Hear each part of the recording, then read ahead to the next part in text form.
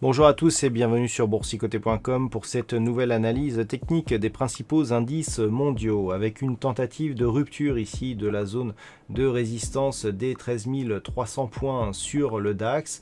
Un petit peu comme sur le CAC 40, on a cherché ici à sortir de cette zone horizontale. Ce test ici s'est fait suite à l'ouverture d'un gap haussier. Malheureusement, un petit peu comme sur le CAC, le gap n'a pas été confirmé puisqu'il a été rapidement comblé. On est repassé ici sous cette zone des 13 300 points. On s'est dans un premier temps stabilisé ici au-dessus des 12 965 points, mais cette nouvelle ouverture ici aujourd'hui sur un gap baissier a validé cette zone comme une résistance et donc il semblerait que l'on soit toujours ici dans un range entre 12 488 et 13 300 points.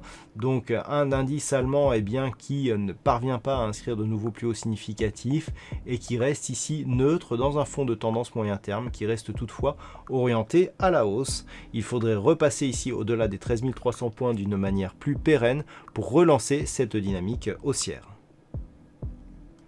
Sur l'Eurostoxx 50, j'ai rematérialisé ici le range actuel avec en support donc la zone des 3170 points et en résistance ici cette zone des 3396 points. Ce que l'on peut constater, c'est que depuis ici le début du mois de juin, hormis cette petite attaque, on s'inscrit ici dans une évolution qui se fait entre ces deux zones. On est venu tester ici la partie supérieure hier donc sur l'Eurostoxx 50, un petit peu comme tous les autres indices, on a invalidé ici la possible cassure à la hausse de ce niveau pour venir se repositionner ici sous les moyennes mobiles. Alors l'Eurostoxx 50 reste dans une évolution totalement neutre tant qu'il se situe ici entre ce niveau. Attention, une accélération baissière pourrait se produire en cas de rupture ici des 3170 points et pour valider ici une possible poursuite du mouvement haussier, il faudrait dépasser à la hausse la zone des 3396 points.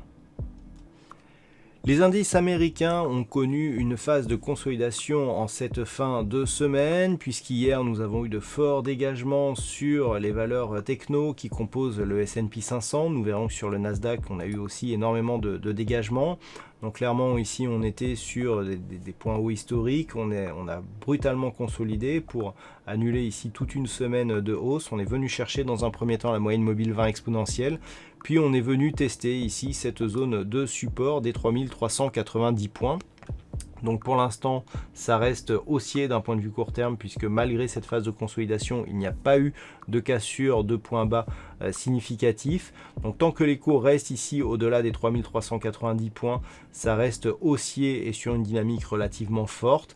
Par contre, si les cours venaient à s'inscrire ici durablement sous cette zone et à marquer un contact ici avec les 3300 points vers lesquels évolue ici la bande de Bollinger inférieure, le flux pourrait changer pour la mise en place d'une phase de consolidation qui, en cas de cassure ici de cette zone des 3200 points, pourrait accélérer d'une manière relativement forte. Mais actuellement, la dynamique reste fortement orientée à la hausse tant que les cours restent ici au-delà de cette zone de support.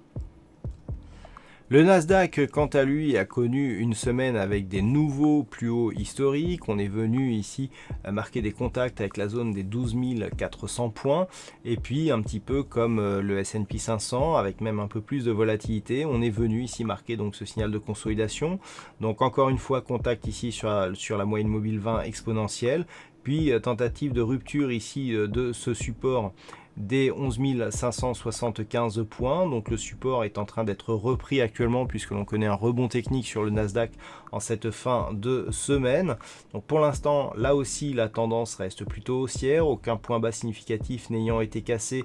On peut continuer ici à rebondir et en cas de cassure haussière ici des 12 400 points, eh bien on irait vers de nouveaux plus hauts significatifs, sachant que malgré cette phase de consolidation, le point bas significatif a cassé ici pour s'inscrire dans une dynamique baissière, se trouver ici sur ce niveau des 10 850, on en est relativement loin, on n'a même pas ici testé la zone des 11 000 points, donc malgré cette phase de consolidation, la tendance reste haussière sur l'indice des technos américains.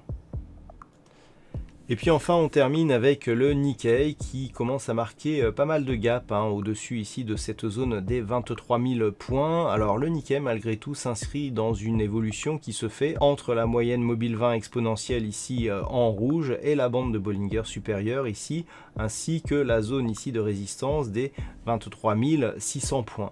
Donc on est venu marquer un contact ici avec cette zone, ce qui est assez intéressant d'un point de vue court moyen terme puisque nous avons un nouveau plus haut significatif donc depuis la crise du Covid. L'indice japonais est en train de revenir sur des zones de cotation qu'elle connaissait juste avant cette crise.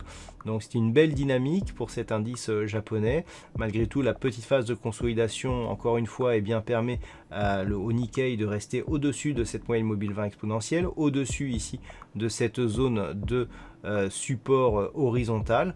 Donc la dynamique continue à être haussière et en cas de rupture ici de cette zone donc proche des 23 600 points, le Nikkei la semaine prochaine, avec la faveur d'une tendance qui reste haussière, pourrait retrouver des niveaux de cotation pré-Covid, donc c'est à surveiller, auquel cas nous aurions un objectif de retour ici dans des zones de cotation antérieures qui se faisait entre ce support ici des 23 000 points et cette zone ici de résistance horizontale proche des 24 000 points sur le Nikkei. Il faudrait casser ici cette zone de points bas intermédiaires proche des 22 600 points pour repasser dans un flux baissier durable avec comme objectif un possible retour sur la zone des 21 850 points. Voilà donc ce que l'on peut dire sur cette analyse technique de l'indice japonais et des principaux indices mondiaux. Passez un bon week-end, on se retrouve dès la semaine prochaine pour d'autres analyses techniques, toujours sur le site boursicoté.com.